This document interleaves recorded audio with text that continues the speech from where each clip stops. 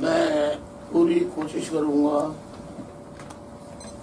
کہ آسان سہل زبان میں اپنے پیغام کو زیادہ سے زیادہ لوگوں تک اس طرح پہنچاؤں کہ وہ آسانی سے اسے سمجھ سکے. جیسا کہ پاکستان سب کے علم میں ہے، اچھی طرح جانتے ہیں، اور تمام طالب علم خاص طور پر، کہ پاکستان 14 اگست 1947 کو وجود میں آیا. اس کے بعد ہزاروں نشیب و فراز سے پاکستان گزرا، اور آج تک اس نشیب و فراز سے وہ باہر نہیں نکل سکا. ابتدا میں پاکستان 2 حصوں پر، 2 صوبوں پر مشتمل تھا، مشرقی صوبہ، مغربی صوبہ. ایک کو مشرقی پاکستان کہتے تھے اور دوسرے کو مغربی پاکستان کہتے تھے. 1971 میں 56% 56% مشرقی پاکستان کے لوگ تھے جو 1947 سے سن 70 تک اپنے حقوق کی جد و جہد کرتے رہے. 1970 میں الیکشنز ہوئے، لیکن انہیں ان کا حق نہیں دیا گیا، یعنی انہیں ان کا حق کی حکمرانی نہیں دیا گیا. بالآخر وہاں تحریک چلی اور 56% افراد پاکستان اور پاکستان کے جغرافیہ سے علیحدہ ہو گئے.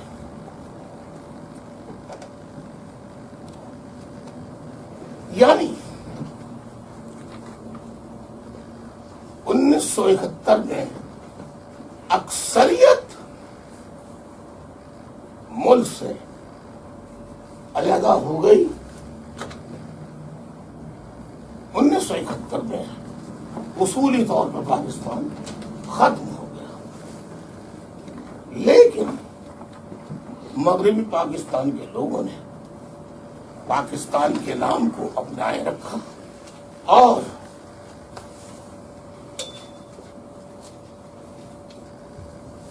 انہوں نے باقی مانا مغربی پاکستان کو پاکستان کا نام دے کر 1 یونٹ بنایا. اس کے بعد حالات کے تحت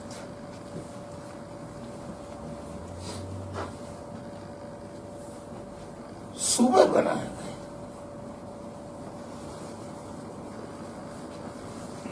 پاکستان کو 4 صوبوں میں تقسیم کیا گیا: صوبہ بلوچستان، صوبہ سرحد. میں یہ کہہ رہا تھا کہ پاکستان کو 4 حصوں میں تقسیم کیا گیا. ایک کو صوبہ سرحد کا نام دیا گیا، دوسرے کو صوبہ پنجاب کا نام دیا گیا، تیسرے کو صوبہ سندھ کا، اور چوتھے کو صوبہ سندھ کا نام دیا گیا. اگر آپ اس پر غور کیجئے تو یہ نام جو برسوں سے، ہزاروں سالوں سے وہاں بولی جانے والی زبان اور ثقافت کی ترجمانی کرتا تھا، اس نسبت سے یعنی کلچرل اور لنگوسٹک بیسس پر یہ صوبے بنائے گئے۔ ایک صوبہ ایسا تھا جس کو انگریزوں نے اس کا اصل نام نہیں دیا تھا، وہ تھا صوبہ سرحد، کیونکہ سرحد کوئی صوبہ نہیں ہوتا، جس پر مطالبہ ہوا کہ جب بلوچ جہاں رہتے ہیں وہ بلوچستان ہے، پنجابی بولنے والے جہاں رہتے ہیں اسے پنجاب کا نام دیا گیا، جہاں سندھی بولنے والے رہتے ہیں برسوں سے بولتے چلے آئے ہیں انہیں صوبہ سندھ کا نام دیا گیا۔ تو جو پشتو بولنے والے ہیں، جو پختون ہیں، ان کی ثقافت اور زبان کے حساب سے اگر آئیڈینٹیفیکیشن کے لحاظ سے اگر ان کا نام دیا جائے تو اس میں کیا مذائقہ ہے۔ واحد ایم کیو ایم تھی سب سے زیادہ اس مطالبے کی حمایت کی، اور پھر آخر ایک دن قومی اسمبلی کے ایوان سے، سینٹ کے ایوان سے یہ قرارداد پاس ہوئی اور صوبہ سرحد کا نام صوبہ پختونخوا رکھ دیا گیا۔ لیکن ان تمام باتوں کے باوجود چند ایسے تاریخی حقائق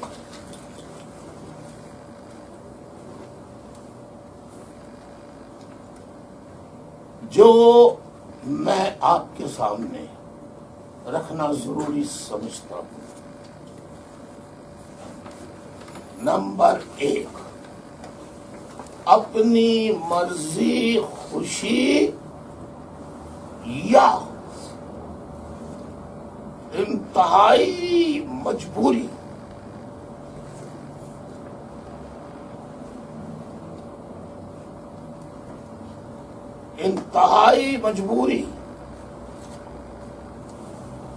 کے بغیر کوئی خوشی سے اپنا گھر بار نہیں چھوڑتا، کوئی خوشی سے اپنا گھر بار نہیں چھوڑتا۔ اگر میں یہ کہہ رہا تھا کہ کوئی خوشی سے اپنا گھر بار نہیں چھوڑتا، انتہائی مجبوری کے عالم میں انسان اپنا گھر چھوڑ رہا ہے۔ اسی طرح کوئی اپنا وطن کبھی بھی نہ تو توڑتا ہے، نہ وطن سے علیحدہ ہونا چاہتا ہے۔ وطن گھر کی طرح، جیسے گھر مکینوں کا محافظ ہوتا ہے، لیکن گھر اگر مکینوں کی لوٹ مار کا مرکز بن جائے تو اس گھر میں کوئی نہیں رہتا۔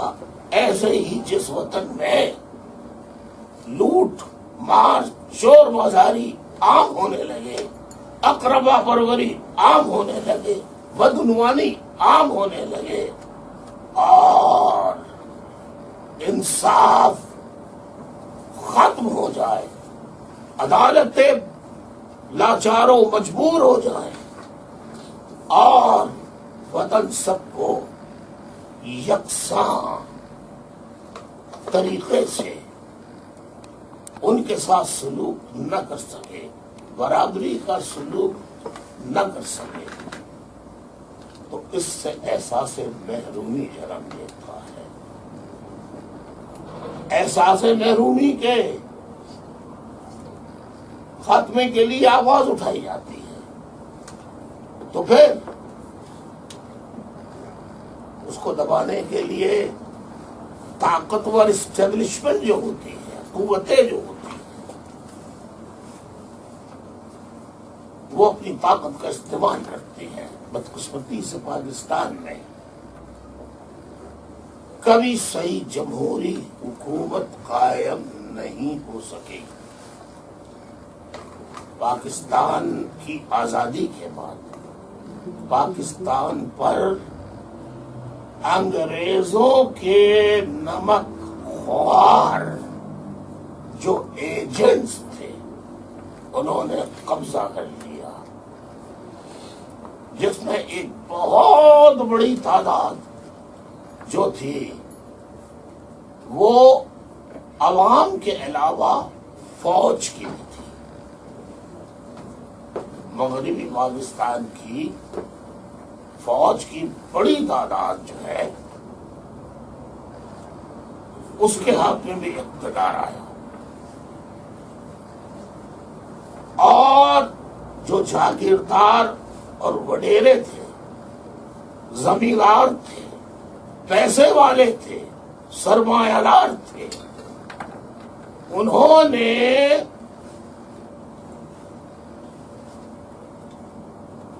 جرنیلوں کے ساتھ مل کر پاکستان میں طبقات کو جنم دیا. غریبوں کے اسپتال، اسکول، کالج، یونیورسٹیاں الگ، امیروں کے کالج، اسکول، اسپتال الگ. دوران نظام ملک میں رائج کیا گیا. امیروں کے لیے نظام تعلیم برطانوی اور امریکی طرز کا بنایا گیا، غریبوں کے لیے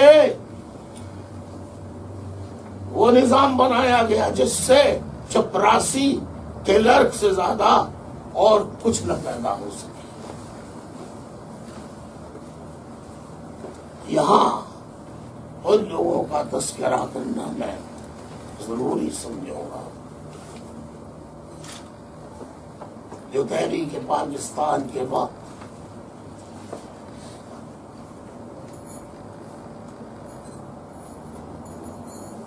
ایک ایسا نعرہ جس میں اسلام مذہب کی ملاوٹ کی گئی تھی، اس میں بہت بڑی تعداد میں مسلم مائنارٹی پروونسز کے لوگ اس جذباتی اور مذہبی نعرے میں آ کر وہ ہوش، حواس اور عقل کے سے سوچنے کے بجائے جذبات کی راہ میں بہ گئے، اور وہ بھی پاکستان کے حق میں نعرے لگانے لگے. جبکہ قائد اعظم بانی پاکستان جو تھے،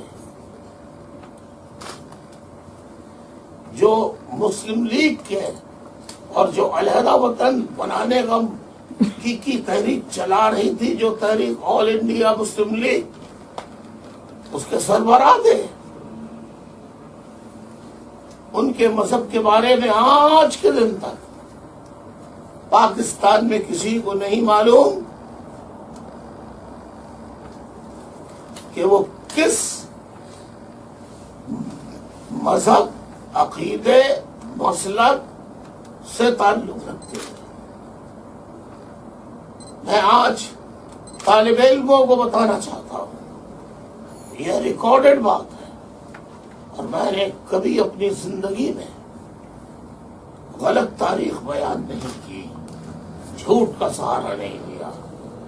قائد اعظم مسلکی اعتبار سے خوجہ اسنا عشری شیعہ مسلک سے تعلق رکھتے تھے. خوجہ اسنا عشری مسلک سے تعلق رکھتے تھے. آج بھی وہ لوگ زندہ ہیں جن سے میری بات کی تک اپنے حقوق کی جد و جہد کرتے رہے. 1970 میں الیکشنز ہوئے، لیکن انہیں ان کا حق نہیں دیا گیا. یعنی انہیں ان کا حق کی حکمرانی نہیں دیا گیا. بالآخر وہاں تحریک چلی اور 56% افراد پاکستان اور پاکستان کے جغرافیہ سے علیحدہ ہو گئے.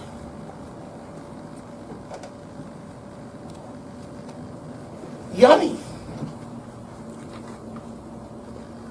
1971 میں اکثریت ملک سے علیحدہ ہو گئی. 1971 میں اصولی طور پر پاکستان ختم ہو گیا. لیکن مغربی پاکستان کے لوگوں نے پاکستان کے نام کو اپنائے رکھا اور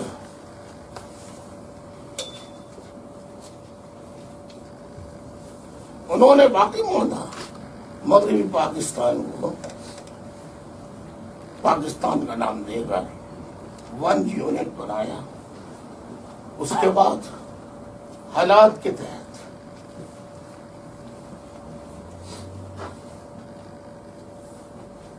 صوبے بنائے گئے.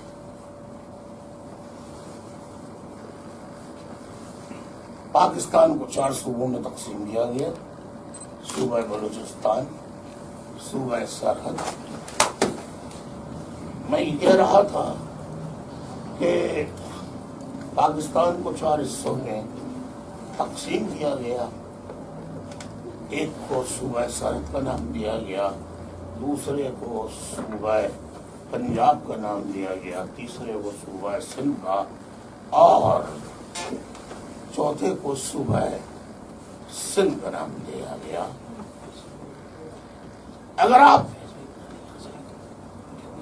اس پر غور کیجئے تو یہ نام جو برسوں سے، ہزاروں سالوں سے وہاں بولی جانے والی زبان اور ثقافت کی ترجمانی کرتا تھا، اس نسبت سے یعنی کلچرل اور لنگوسٹک بیسس پر یہ صوبے بنائے گئے. ایک صوبہ ایسا تھا جس کو انگریزوں نے اس کا اصل نام نہیں دیا تھا، وہ تھا صوبہ سرحد، کیونکہ سرحد کوئی صوبہ نہیں ہوتا.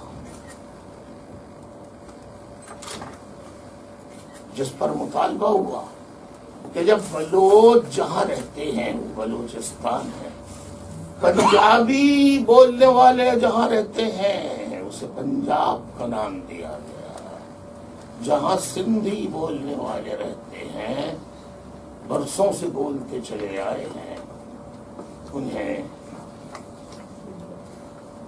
صوبہ سندھ کا نام دیا گیا. تو جو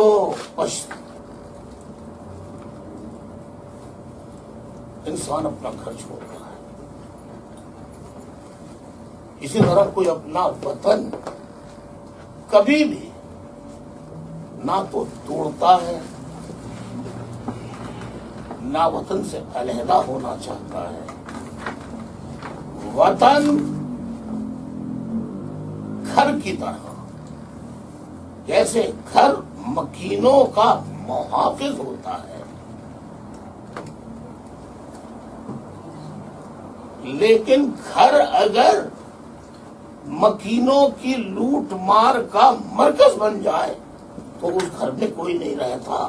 ایسے ہی جس وطن میں لوٹ مار، چور بازاری عام ہونے لگے، اقربا پروری عام ہونے لگے، بدعنوانی عام ہونے لگے اور انصاف ختم ہو جائے، عدالتیں لاچاروں مجبور ہو جائیں اور وطن سب کو یکساں طریقے سے ان کے ساتھ سلوک نہ کر سکے، برابری کا سلوک نہ کر سکے تو اس سے احساس محرومی جنم لیتا ہے.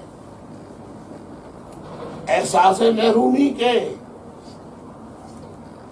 خاتمے کے لیے آواز اٹھائی جاتی ہے. تو پھر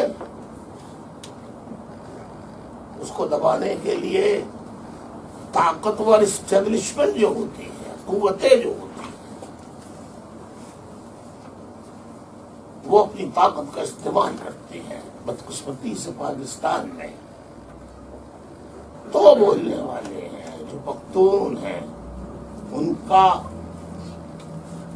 ان کی ثقافت اور زبان کے حساب سے اگر آئیڈینٹیفیکیشن کے لحاظ سے اگر ان کا نام دیا جائے تو اس میں کیا مذائقہ ہے. واحد ایم تھی سب سے زیادہ اس مطالبے کی حمایت کی، اور پھر آخر ایک دن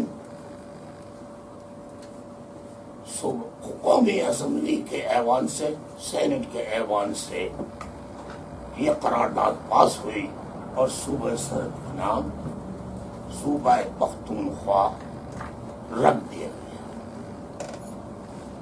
لیکن ان تمام باتوں کے باوجود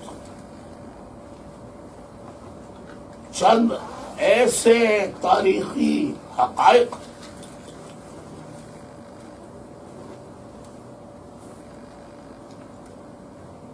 جو میں آپ کے سامنے رکھنا ضروری سمجھتا ہوں.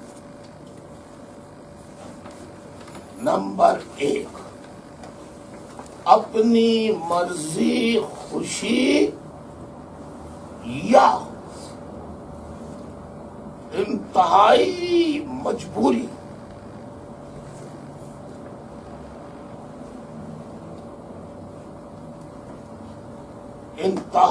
مجبوری کے بغیر کوئی خوشی سے اپنا گھر بار نہیں چھوڑتا. کوئی خوشی سے اپنا گھر بار نہیں چھوڑتا. اگر میں یہ کہہ رہا تھا کہ کوئی خوشی سے اپنا گھر بار نہیں چھوڑتا، انتہائی مجبوری کے عالم میں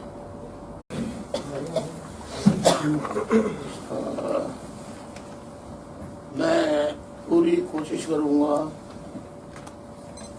کہ آسان سہل زبان میں اپنے پیغام کو زیادہ سے زیادہ لوگوں تک اس طرح پہنچاؤں کہ وہ آسانی سے اسے سمجھ سکے. جیسا کہ پاکستان سب کے علم میں ہے، اچھی طرح جانتے ہیں، اور تمام طالب علم خاص طور پر، کہ پاکستان 14 اگست 1947 کو وجود میں آیا. اس کے بعد ہزاروں نشیب و فراز سے پاکستان گزرا، اور آج تک اس نشیب و فراز سے وہ باہر نہیں نکل سکا. ابتدا میں پاکستان 2 حصوں پر، 2 صوبوں پر مشتمل تھا، مشرقی صوبہ، مغربی صوبہ. ایک کو مشرقی پاکستان کہتے تھے اور دوسرے کو مغربی پاکستان کہتے تھے. 1971 میں 56% 56% مشرقی پاکستان کے لوگ تھے جو 1947 سے سن 70